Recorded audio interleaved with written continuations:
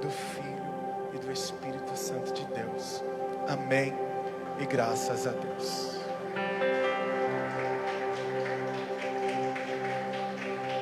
Aleluia. Glória a Deus. Irmãos, Deus falou comigo agora na oração, me fez lembrar de uma situação agora que aconteceu, sei lá, 1 hora, 2 horas atrás com a gente, vindo, né, lá de Campinas. Nós fomos para Sumaré, foi eu, meu pai, minha mãe, a Bia, o Rô. Fomos lá passar os dias dos pais junto com os pais da Bia.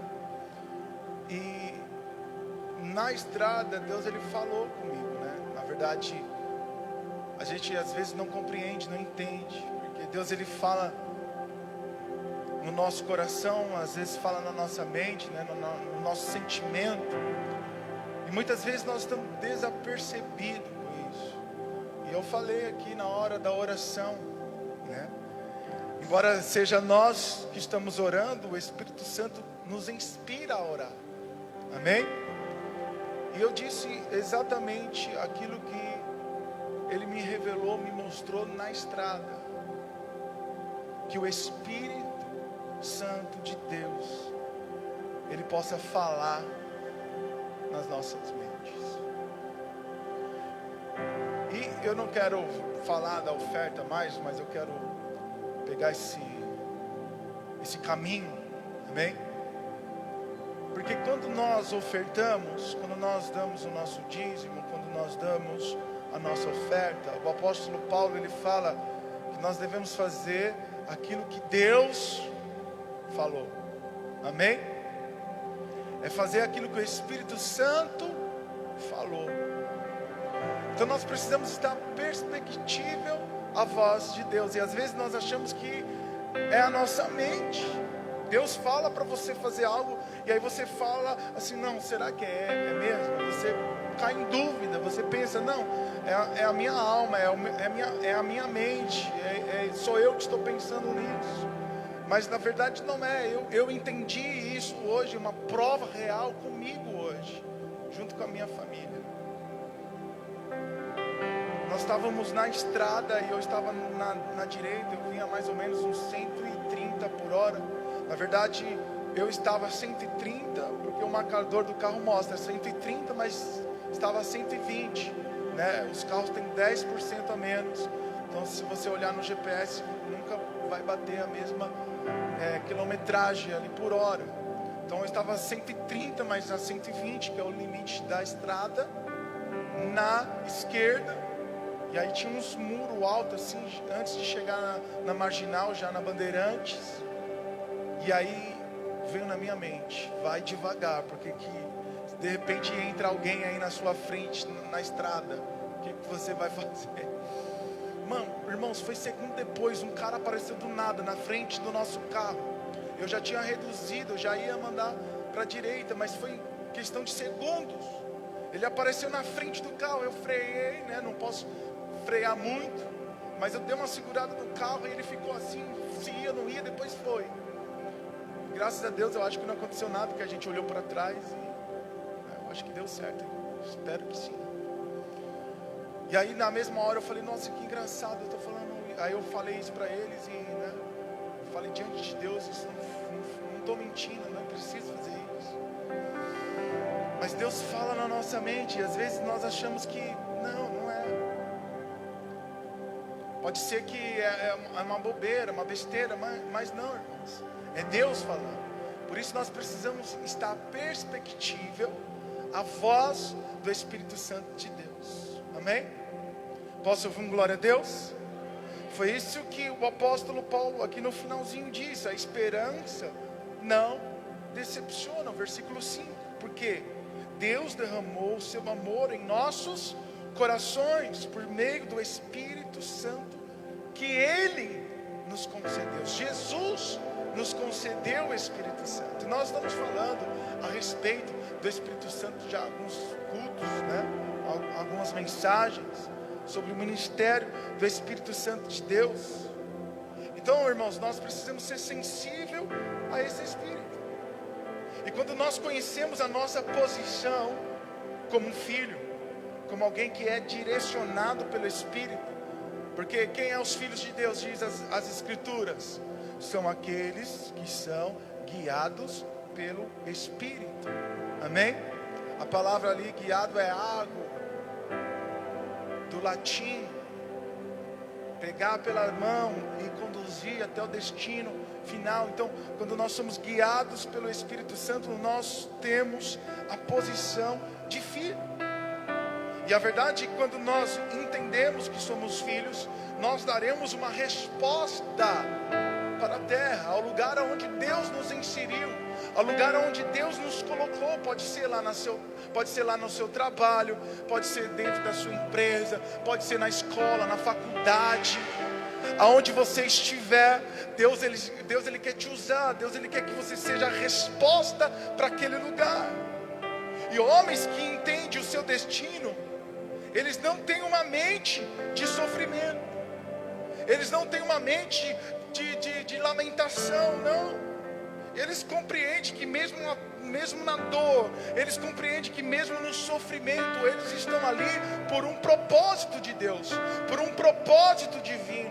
E aí o apóstolo Paulo, em Romanos capítulo 8, versículo 28, ele declara: sabemos que Deus age em todas as coisas para o bem daqueles que o amam, todos que foram chamados de acordo com o seu propósito.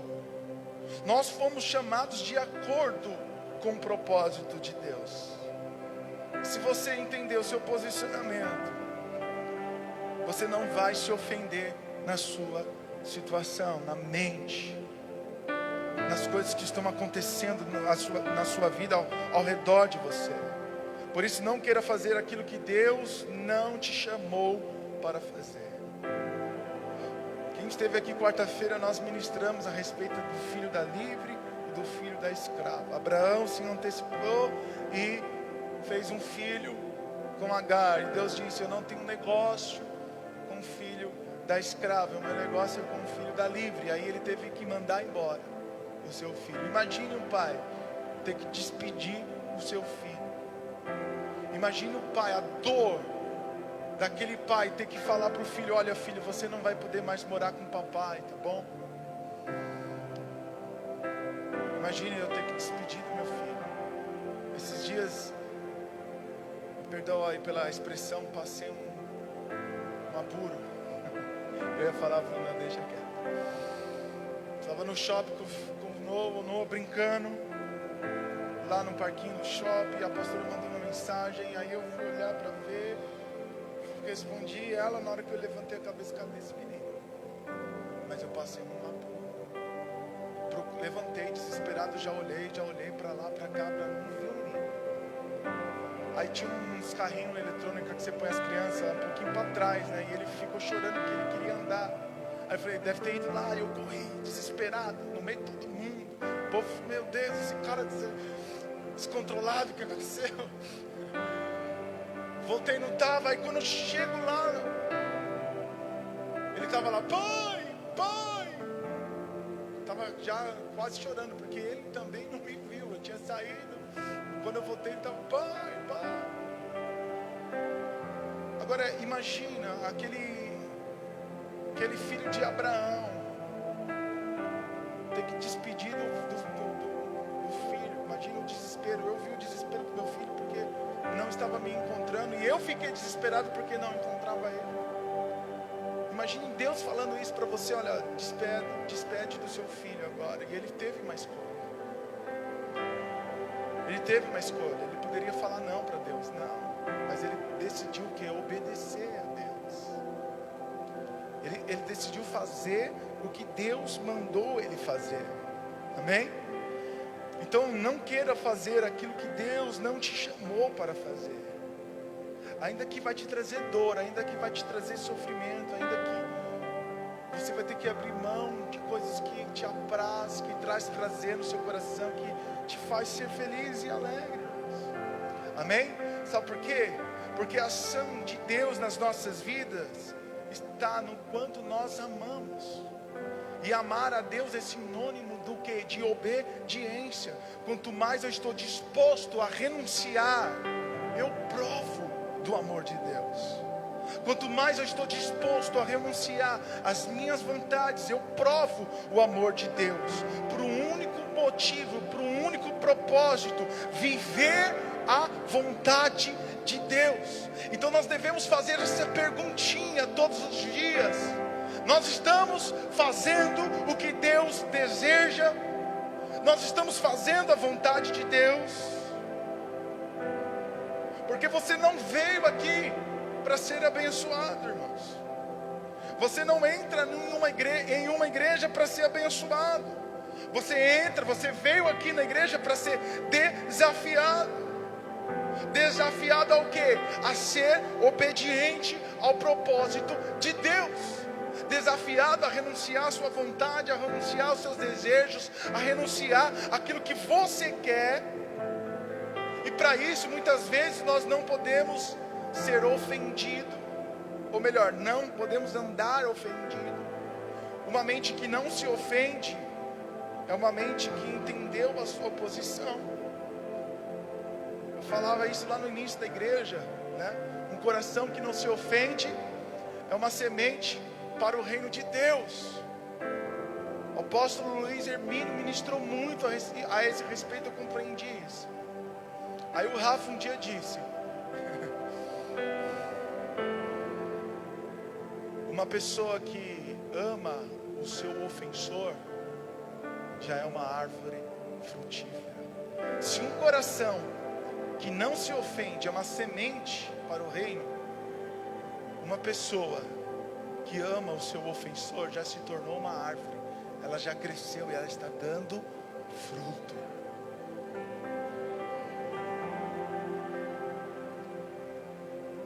Nós precisamos compreender e entender a posição a qual Deus nos colocou. Saber que Deus quer de nós.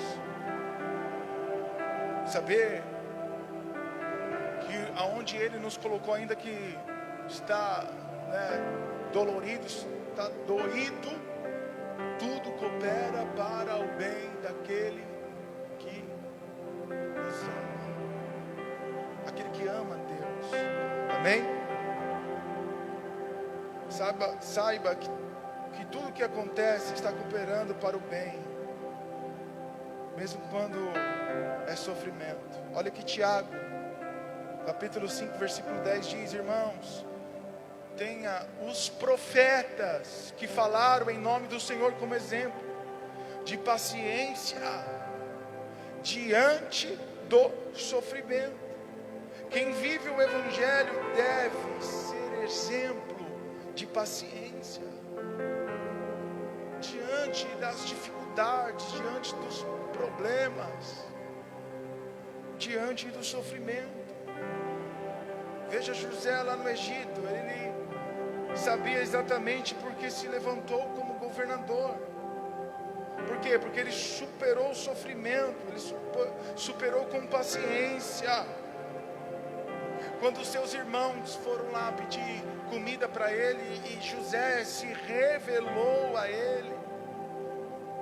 eles, José disse: olha, chega aqui perto de mim, eu sou o seu irmão, se aproxime, eu sou José, o seu irmão, que vocês venderam lá para o Egito. Agora, ele dizia: não fiquem afligidos, não se afligem, não se recriminam por terem me vendido para cá. Ele dizia: pois foi para salvar vidas que Deus me enviou adiante de vocês.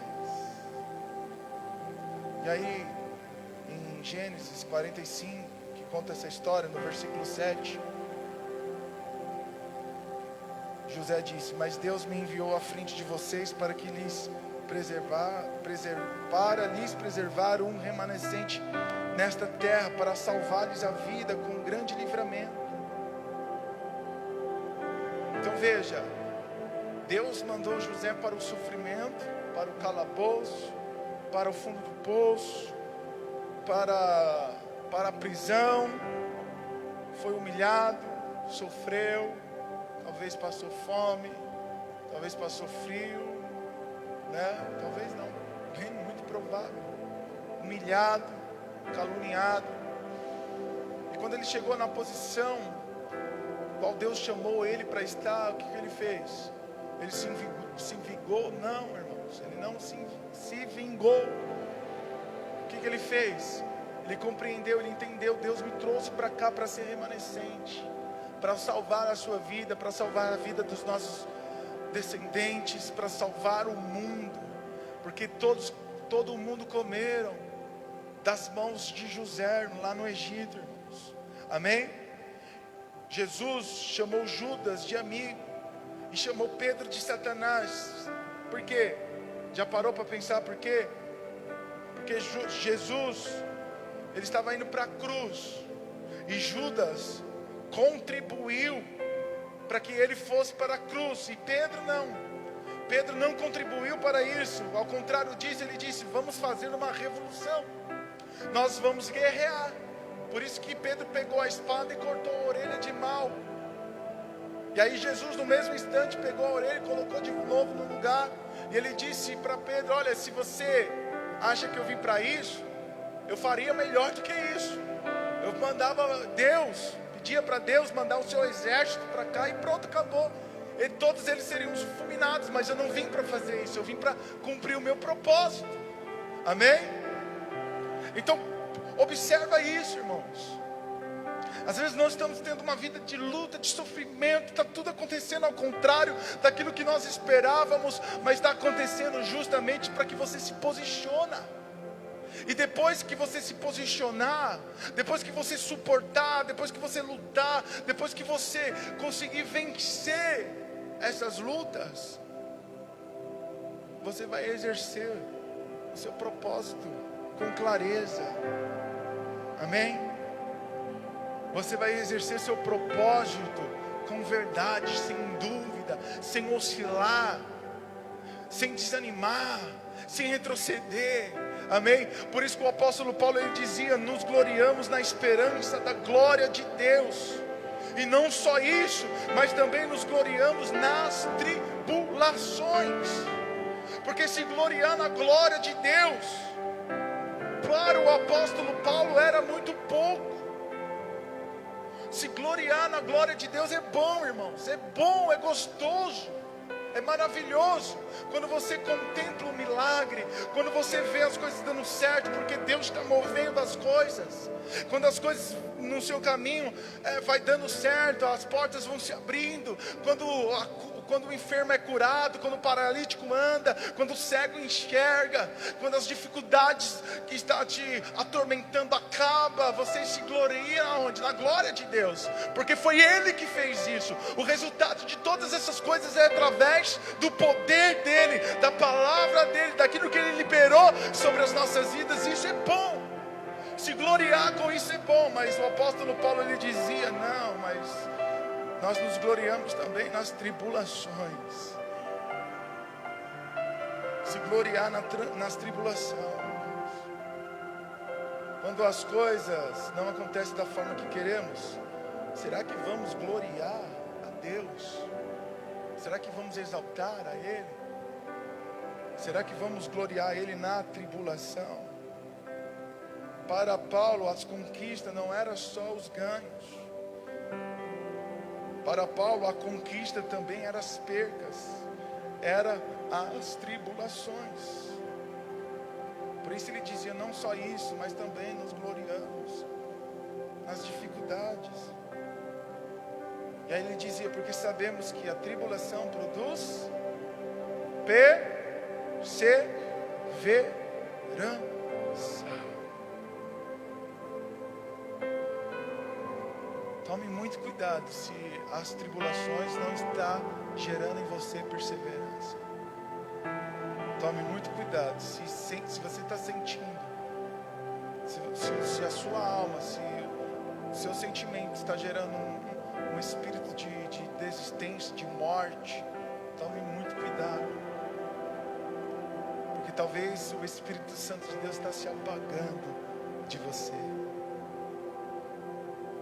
Porque o apóstolo Paulo, um homem cheio do Espírito Santo, um homem de revelação, ele dizia que nas tribulações ele se sentia mais forte, ele perseverava mais. Eu não estou dizendo para você que você não vai ter o sentimento de tristeza. Não, você vai sentir tristeza. Por isso que ele dizia, o apóstolo Paulo lá em 2 Coríntios, se eu não me engano 10. Triste, mas sempre alegre.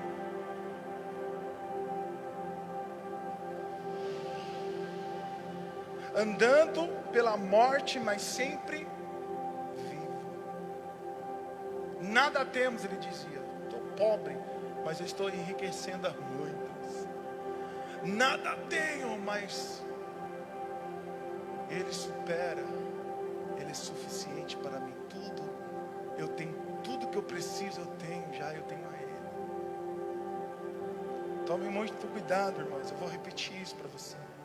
Se as tribulações, se as injúrias, as calúnias, as perseguições não está trazendo no seu sentimento, não está tocando no seu coração para que você lute, para que você persevere, para que você suporte, cuidado, pode ser que o Espírito Santo de Deus está se apagando. E aí o apóstolo Paulo declara dizendo para a igreja: não extingueis, não apagueis o Espírito Santo. Sabe por quê? Lá em Hebreus, a palavra de Deus fala que alguns não podem ser renovados para o arrependimento, como consequência não pode ser perdoado. Aqueles que provaram do Espírito Santo, aqueles que tiveram a mente iluminada, aqueles que provaram do poder de Deus e das eras que está por vir, do futuro, daquilo que Deus tem revelado. Nós pregamos a respeito disso e falamos aqui. Essas pessoas tinham todas as características de pessoas salvas. Mas por que que eles caíram? Por que que eles retrocederam, como diz a palavra de Deus? Que eles entraram num lugar chamado apostasia. A Bíblia dá testemunho que eles eram nutridos pela palavra de Deus, tinham uma boa alimentação, o que significa que eles tinham revelação da palavra de Deus, eles tinham um estudo da palavra de Deus. São pessoas que estudavam a Deus, compreendiam as coisas de Deus, mas eles retrocederam, caíram. E aí, essa mesma passagem fala que a chuva veio sobre a terra boa e frutificou. Mas tinha terra que produziram espinho, abrolhos. E essa terra estava sendo conduzida para o julgamento final, para o juízo eterno, para o inferno. Eles perderiam a sua salvação. E a única coisa que eu consigo compreender e entender é que as terras que frutificaram é porque receberam o Espírito Santo e reteram. Por isso que a Bíblia diz que a essas terras reteram as águas. E as águas representam quem? O Espírito Santo de Deus. Por isso, irmãos, nós não podemos deixar que o Espírito Santo de Deus se apague. Porque se nós perdemos a sensibilidade de ouvir a voz de Deus, nós corremos o grande risco de perdermos a nossa salvação. E aí nós caímos neste lugar de acomodismo. Nós caímos neste lugar onde nós não temos vontade de fazer mais nada e nós queremos a morte. Temos esse espírito de desistência. Ah, pastor, mas eu sou fraco. Não, fraco nada, você é humano. Olha Elias. Elias pediu a morte e falou: não quero mais, desisto. Entrou na caverna. E muitos de nós estamos dentro da caverna. Só que profeta dentro da caverna significa que as coisas não estão acontecendo da forma que ele quer. Então ele entra dentro da caverna e vai murmurar para Deus. E muitos de nós estamos assim, dentro da caverna, porque as coisas não estão acontecendo da nossa forma, do nosso jeito. E aí a gente vai chorar para Deus. Nós não temos que duvidar daquilo que Deus falou. daquilo que Deus dirigiu, daquilo que Deus fez, irmãos. Nós só precisamos acreditar. Ah, pastor, mas está difícil. Todos estão aí me perseguindo, assim como aconteceu com Elias. Elias lá no cume do Carmelo mandou fogo dos céus, irmãos, clamou. Deus respondeu com fogo, e ele disse: pega a sua espada, agora vamos matar todos os profetas de Baal. E foi uma matança, todos morreram. E aí para ele estava tudo bem, agora já está tudo certo. Mas Jezabel deu uma palavra para ele e disse: olha, assim como você fez com os meus profetas, amanhã, nessa mesma hora, vai acontecer com você. E aí ele desistiu. Aí ele foi para o deserto chorar. Por quê? Porque não aconteceu da forma que ele queria.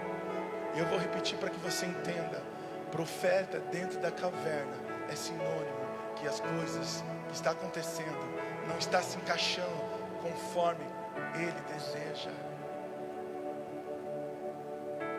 E não é da sua forma, não é do seu jeito, é do jeito de Deus. Amém? Por isso nós precisamos nos manter na perseverança. Vamos persistir, irmãos. Vamos lutar, porque sabemos que a tribulação produz perseverança. A perseverança é um caráter aprovado. O caráter aprovado traz o quê? Esperança. A esperança, sabe aonde que ela está? No seu comportamento. A esperança está na sua aprovação. Quando você se comporta de forma que Deus aprova, então vai existir esperança. Depois de eu passar perseverando, eu sei que o meu caráter, vai ser aprovado, e com caráter aprovado, teremos esperança, irmãos. Amém? Aprovação sinaliza que Cristo vive em mim, e já não sou eu mais quem vive. O que eu faço, como o apóstolo Paulo declara, eu faço pela fé no Filho de Deus. Já não é mais a minha vontade. Aí o apóstolo Paulo, em Colossenses capítulo 1, versículo 26 e o 27, ele diz: o mistério que esteve oculto durante épocas e gerações, mas que agora foi manifestado aos seus santos.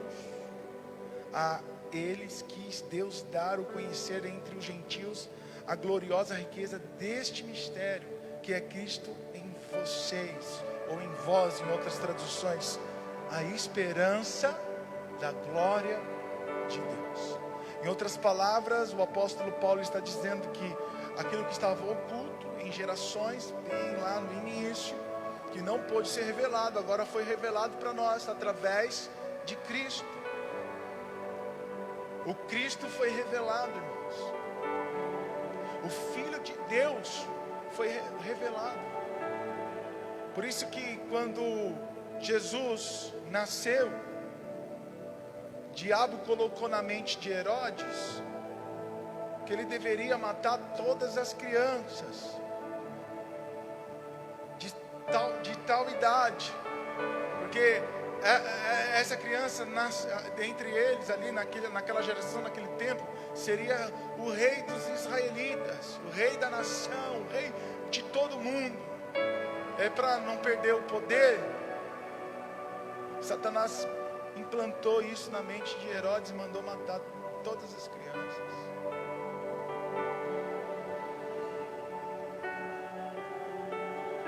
Aí tem uma profecia, que Raquel chora, que levaram o seu filho. Ninguém consegue consolá-la. Estava falando de Israel, porque mataram os seus filhos, mas não tocaram em Jesus. Por quê? Porque nem o diabo sabia, Satanás não sabia. Ele usou a mesma estratégia lá do passado, quando Deus ia levantar o libertador do seu povo do Egito. Mandaram matar todos os primogênitos do povo de Israel lá no Egito, o faraó. E o diabo usou a mesma estratégia Deus usou, né, da mesma sabedoria. Pegou Moisés, que era o libertador do povo de Israel do Egito, e escondeu aonde? Dentro do Egito. Com Jesus foi a mesma coisa. Deus disse através de um anjo para José: tira o menino daqui e vai para o Egito. Fez se esconder no Egito do mesmo jeito. Agora entenda o que eu estou falando para você, irmãos. Eu estou dizendo que aquilo que estava oculto foi revelado agora. Sabe quando que foi revelado? Sabe quando que o diabo soube que Jesus era o Messias, o Filho de Deus? Quando ele foi batizado por João Batista pelas águas. Jesus não tinha pecado, mas mesmo assim, para se cumprir a profecia, para se cumprir a vontade de Deus, para se cumprir a palavra de Deus, ele desceu as águas. E quando ele desce das águas, quando ele sobe das águas, a palavra de Deus diz que todas as pessoas que estavam ali próximo, João, aqueles que foram batizados por João, aqueles que estavam ali presentes, ouviu uma voz dizendo, uma voz que saiu do céu como de trovão: este é o meu filho amado, a quem eu tenho prazer. E aí nesse mesmo momento Satanás foi atrás de Jesus. Jesus foi para o deserto. O Espírito de Deus conduziu Jesus para o deserto. E aí Satanás agora, depois que Deus o proclamou e disse para que todos pudessem ouvir que ele era o Filho, Satanás foi tentar Jesus lá no deserto. Amém? E aí ele tentou de todas as formas tirar Jesus do propósito.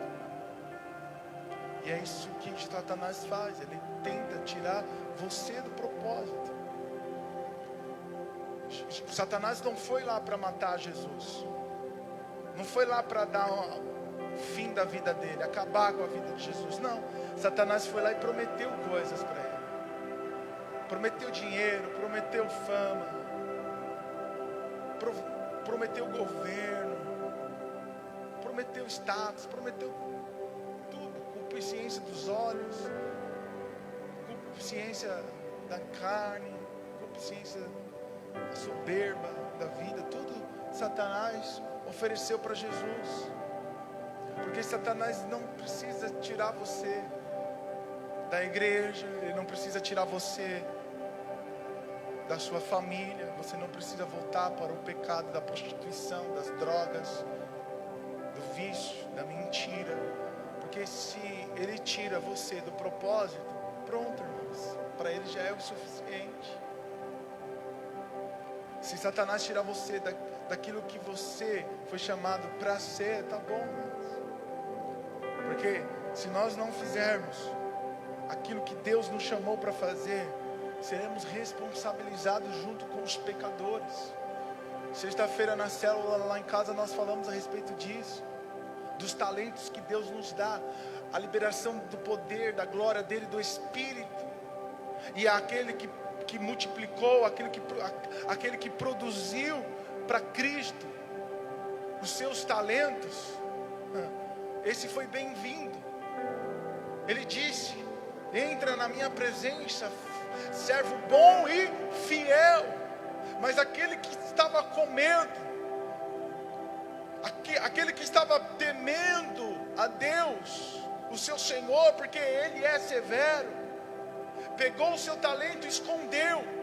Depois desenterrou e disse: está aqui, ó, o meu talento. Eu fiquei com medo porque tu és severo, de perder aquilo que você me deu, então eu não multipliquei. Aí Deus disse o que para ele?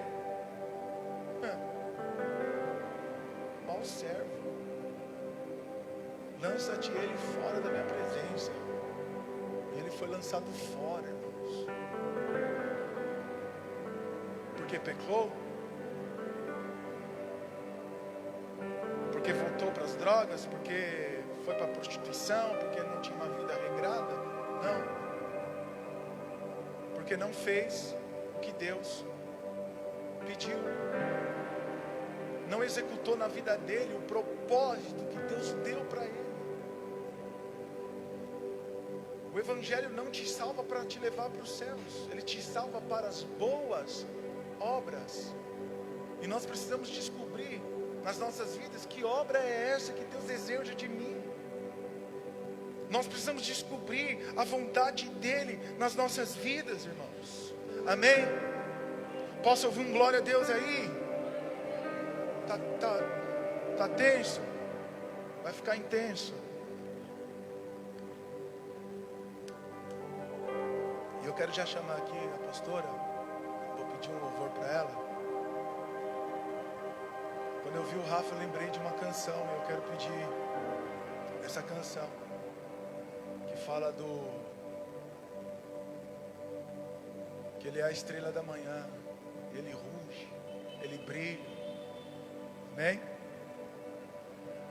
Abra sua Bíblia comigo em 2 Timóteo, capítulo 2, versículo 3.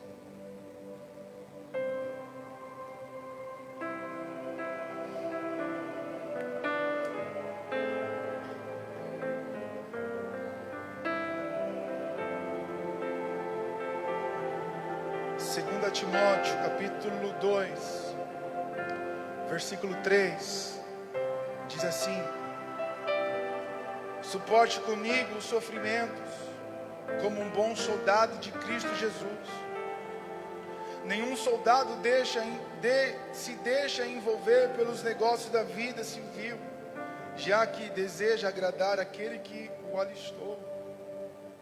Semelhantemente, nenhum atleta é coroado como vencedor, se não competir de acordo com as regras. O lavrador que trabalha arduamente deve ser o primeiro a participar dos frutos da colheita. Reflita no que eu estou dizendo, pois o Senhor lhe dará entendimento em tudo. Não feche, deixa a Bíblia aberta. O que o apóstolo Paulo está dizendo aqui? Para você refletir nisso. O soldado que se alista, ele não se envolve com a vida civil, porque é dolorido, irmãos.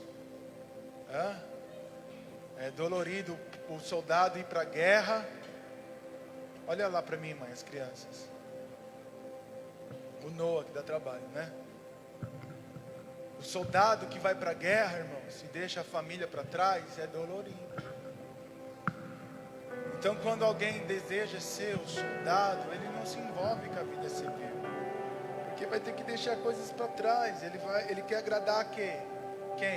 Ele quer agradar aquele que o alistou, aquele que o recebeu, o recrutou para a batalha. Em outras palavras, o apóstolo Paulo está dizendo o seguinte: olha, se você quer ser um soldado da minha corporação aqui, não se apegue com as coisas da sua vida. Não se apegue. Por isso que Jesus ele dizia para os seus discípulos: aquele que ama mais o pai, a mãe, o filho, aquele que ama mais a si mesmo do que a mim, não é digno de mim. Amém? Então reflita nisso. Ele também dizia: o atleta é coroado vencedor se ele obedecer às regras do jogo. Se ele tentar fazer da forma dele, burlar, porque talvez esteja difícil para ganhar, talvez esteja difícil, complicado, se ele tenta fazer do seu jeito, da sua forma, ele será reprovado. Então pense nisso. Em outras palavras, o apóstolo Paulo está dizendo: não crie atalhos na sua vida. Deixa a água descer, irmãos. Deixa a chuva cair. Amém? Deixa a água bater. Jesus ele conta uma parábola dizendo: aquele que construiu a sua casa na areia vai cair. E a minha oração é que a sua casa caia o quanto antes. A minha oração para você é que a sua casa venha por terra o quanto antes, para que você possa construir agora sobre uma base, um alicerce onde você não sofrerá danos quando as lutas vierem. Quando vier a tempestade, quando vier a enchente, ela não vai ser abalada, porque a sua casa foi estruturada onde? Na rocha. Tudo aquilo que você está construindo, fazendo conforme você quer, da forma que você pensa, do jeito que você deseja, deve cair o quanto antes, para que venha um novo de Deus na sua vida, irmãos, para que você faça conforme as regras dele. E aí o versículo 6 ele fala: o lavrador trabalha arduamente, deve ser o primeiro a participar dos frutos das colheitas. Em outras palavras, ele está dizendo: olha, se você perseverar, se você for transformado no seu caráter, entender que isso vai trazer a esperança, se você lutar, se você for até o final, saiba que as primícias de todas as suas obras, daquilo que você plantou, aquilo que você semeou, é você que vai colher primeiro. É você que vai colher primeiro. Aí o versículo 7, ele dizia: reflita no que eu estou dizendo, pois o Senhor lhe dará entendimento em tudo. Versículo 8, lembra-se de Jesus Cristo, ressuscitado dos mortos, descendente de Davi, conforme o meu evangelho, pelo qual sofro, ao ponto de estar preso como criminoso. Contudo, a palavra de Deus não está presa. Por isso, tudo suporto por causa dos eleitos, para que também eles alcancem a salvação que está em Cristo Jesus, com glória eterna. O versículo 11, esta palavra é digna de confiança: se morrermos com Ele também viveremos, se perseverarmos com Ele, também reinaremos, e se negarmos Ele, também nos será negado este reino. Aí o versículo 13 diz: se somos infiéis, Ele permanece fiel, pois não pode negar a si mesmo. A palavra de Deus precisa estar livre, mesmo quando ainda eu estou preso, ainda quando eu estou sofrendo. A palavra de Deus precisa estar livre. Em outras palavras, trazendo a luz da revelação, o propósito de Deus, a palavra dele, aquilo que ele liberou para você, precisa estar fluindo, mesmo que você esteja preso. Você precisa fazer, nós precisamos realizar aquilo que Deus deseja de nós. E essa é a esperança que não nos decepciona, porque Deus derramou o seu amor em nossos corações, por meio do seu Espírito, a qual Ele nos concedeu. A sua esperança está no amor de Deus, a qual Ele derramou através do Espírito em seu coração. Então não busque ou não lute por mais nada, a não ser pelo amor dele em seu coração. Ou seja, pelo sentimento dele em seu coração, porque é isso que vai trazer esperança. Esperança na sua casa, esperança no seu bairro, esperança no seu lar, esperança na sua igreja, esperança no seu trabalho, aonde você estiver. Nós queremos o teu coração, Yeshua. Nós queremos o teu coração, Yeshua.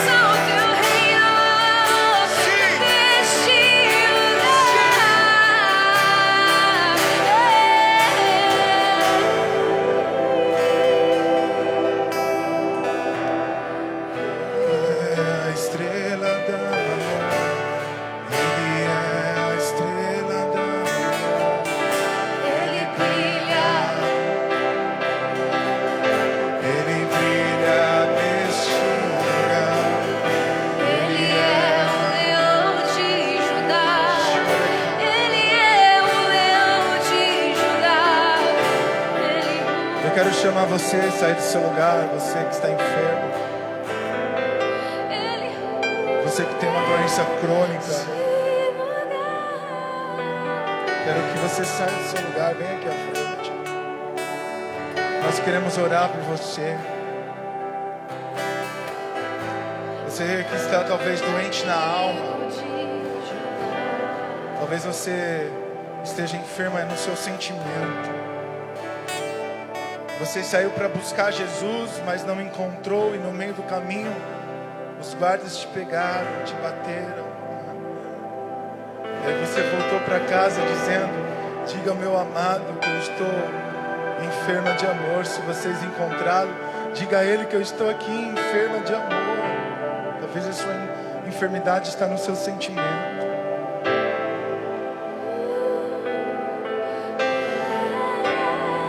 Sai do seu lugar, vem para cá. Ele quer te curar suas feridas, curar dos seus hematomas. Ele quer tocar em você nessa noite.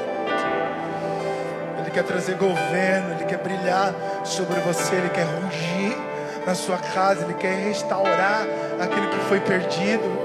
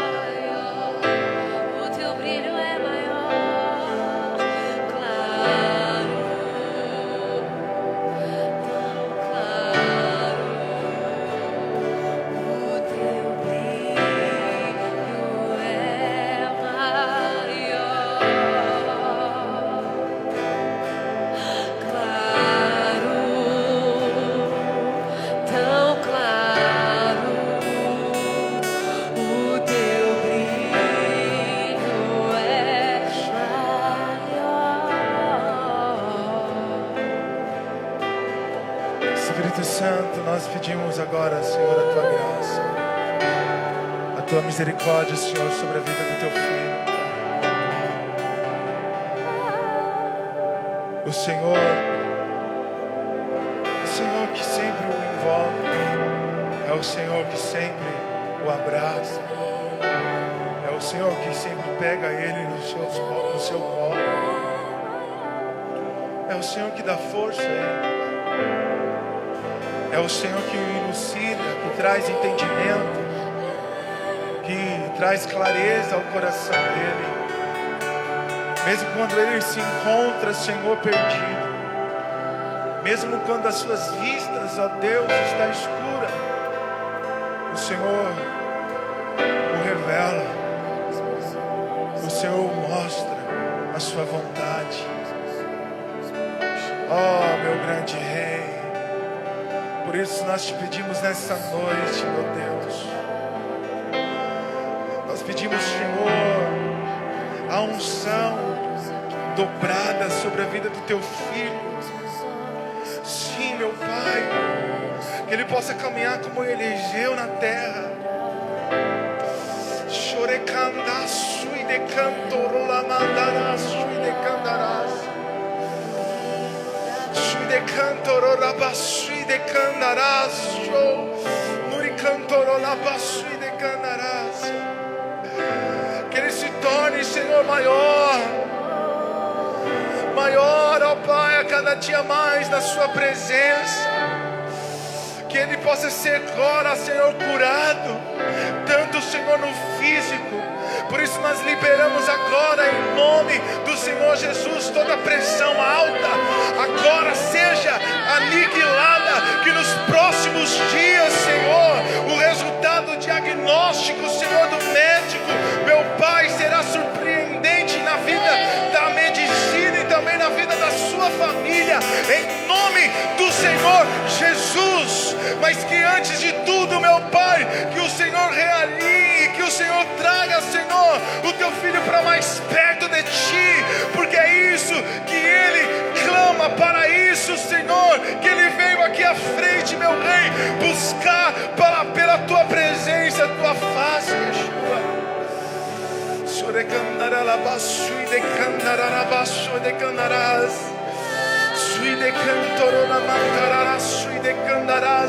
Que nos próximos dias o Teu Espírito envolva, Senhor, ao ponto, ó Deus, dele não ter sossego, dele não ter paz antes de se levantar, papai, que anda depois de levantar, não ter uma comunhão contigo, meu Deus.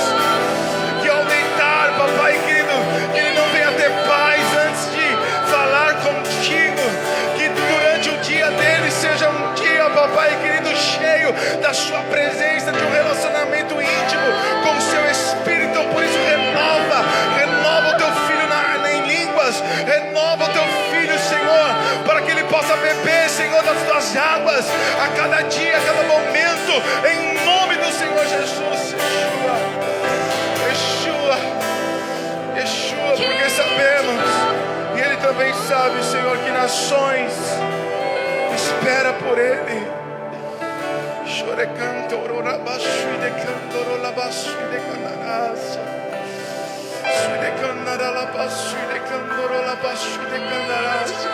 Todo principado, toda potestade, tudo aquilo que se levanta contra o teu filho seja repreendido agora, em nome do Senhor Jesus, meu Pai.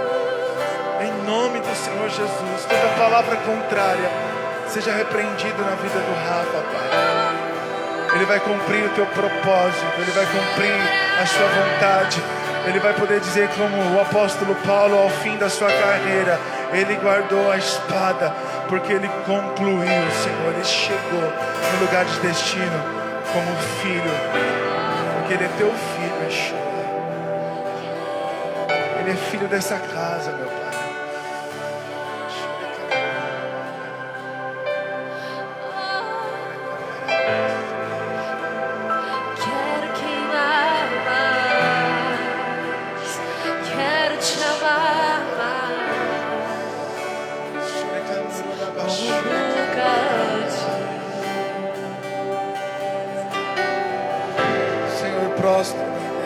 Diante da tua presença, junto com a tua serva, Deus, junto com a sua filha, eu clamo, Senhor, não por aquilo que ela está clamando, porque eu não conheço, porque eu não tenho ciência, não sei o que passa no coração dela, mas eu clamo agora, Senhor, pela sua vontade na vida dela, pelo seu propósito na vida dela, Deus. Por isso, Senhor, todo peso, Senhor, que ela está vivendo, toda carga de culpa, talvez, ó Deus, todo peso que está sobre a vida dela, Pai, seja agora aliviada pelo teu Espírito, porque a tua palavra diz para irmos até a tua presença e aprender contigo, que é humilde e manso de coração, porque o Senhor traria alívio aos nossos corações.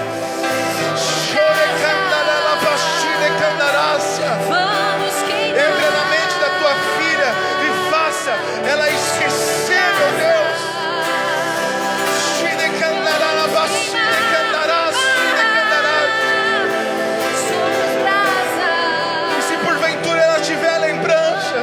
Essas lembranças será para que ela possa compreender e entender o caminho ao qual ela passou, foi para que ela pudesse estar pronta, preparada para aquilo que o Senhor tem para se manifestar na vida dela e através dela.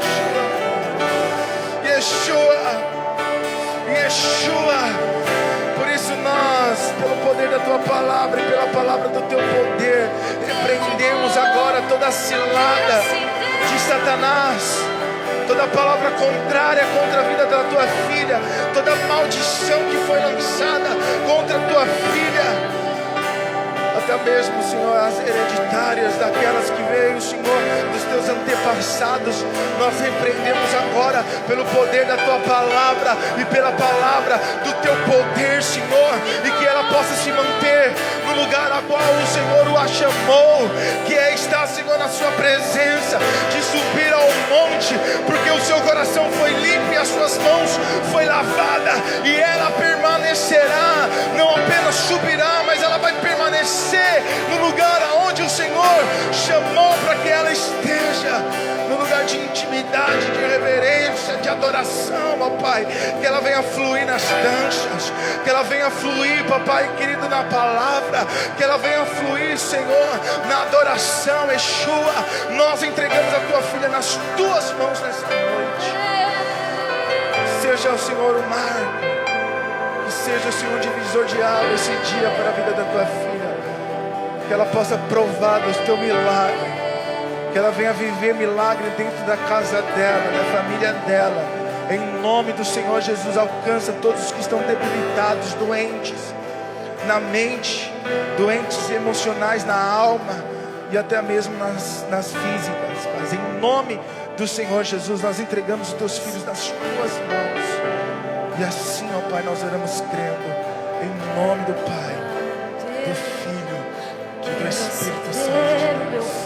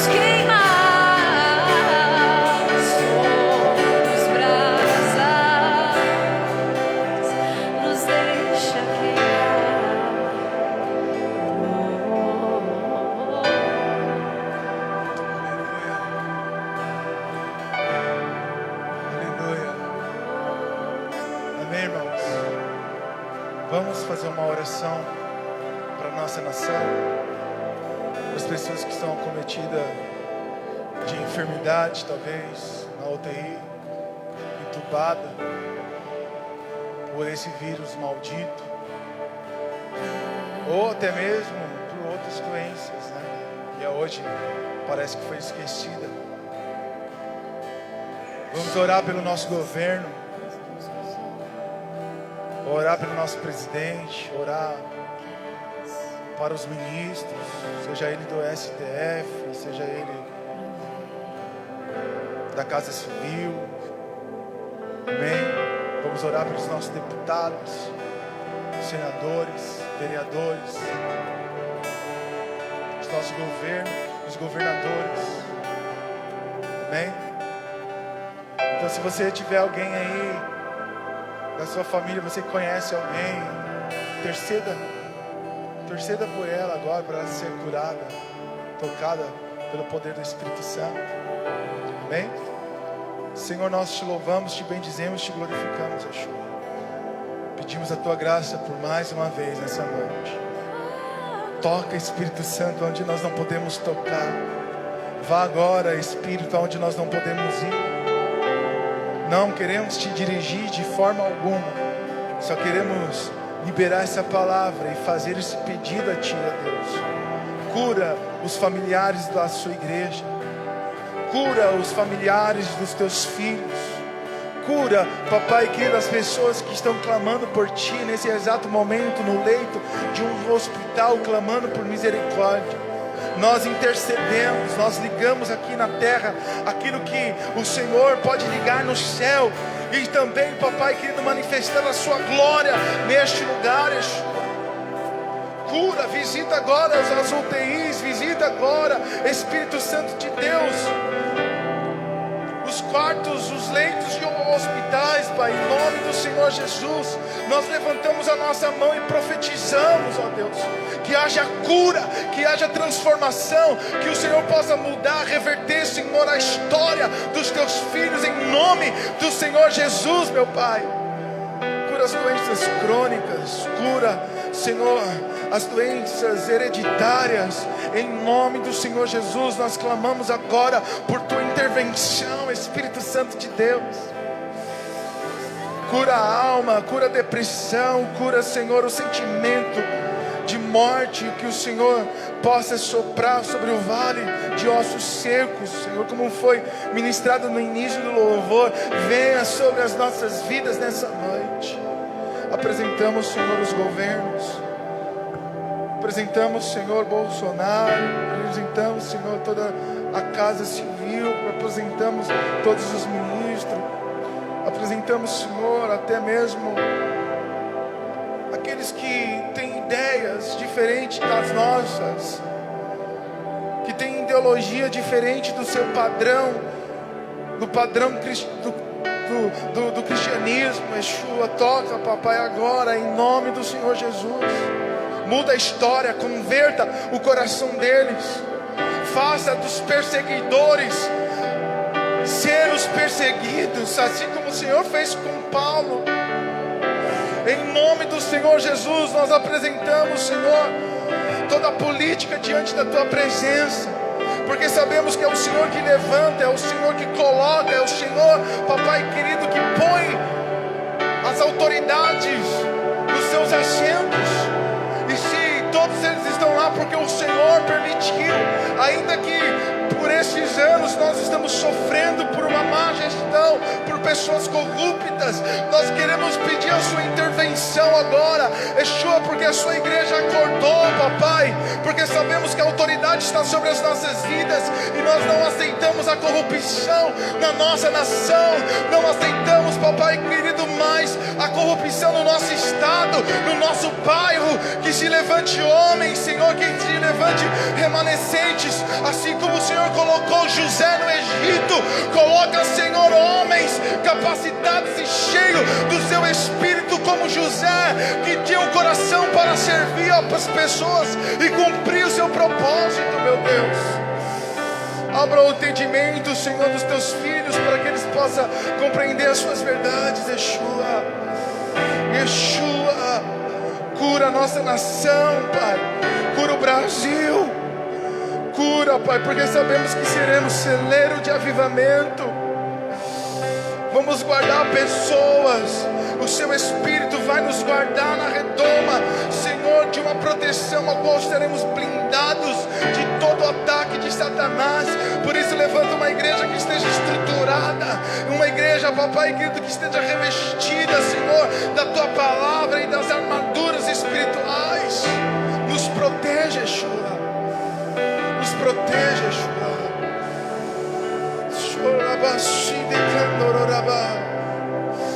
Nos proteja, Yeshua. Nós entregamos, Senhor, os teus filhos nas tuas mãos nessa noite.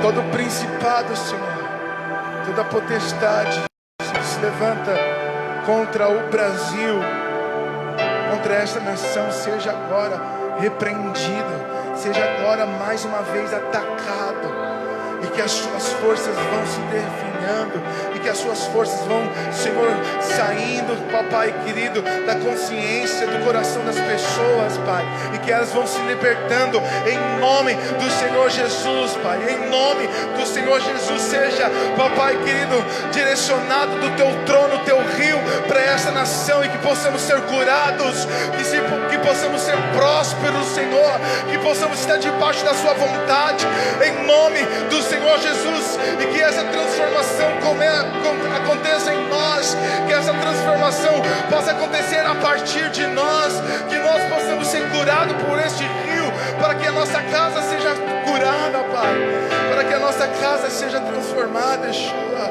em nome do Senhor Jesus, Pai, em nome do Senhor Jesus, Pai. Eu entrego os teus filhos nas tuas mãos nessa noite, e assim nós oramos crendo, em nome do Pai, do Filho e do Espírito Santo de Deus. Amém. graças a Deus. Amém, irmãos?